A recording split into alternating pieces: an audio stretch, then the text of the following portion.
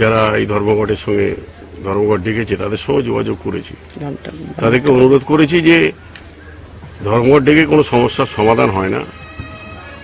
এত রাজ্যের এত লোকের অসুবিধে হবে, অসুবিধার সৃষ্টি করে কোনো ধর্মঘট করে কিছু অসাধু ব্যবসায়ী এটা করছেন। তাদেরকে অনুরোধ করব যে আপনারা ধর্মঘট অবিলম্বে প্রত্যাহার করুন, আলোচনা আসুন, আমরা আলোচনা করে সমস্যাটা মেটানোর চেষ্টা করি।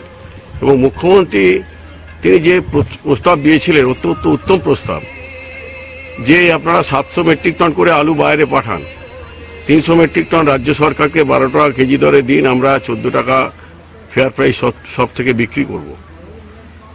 এটা ওরা এই প্রস্তাবটা ওরা মেনে নেননি। এই প্রস্তাবটা মেনে নিলে সমস্যাটা তৈরি হতো না।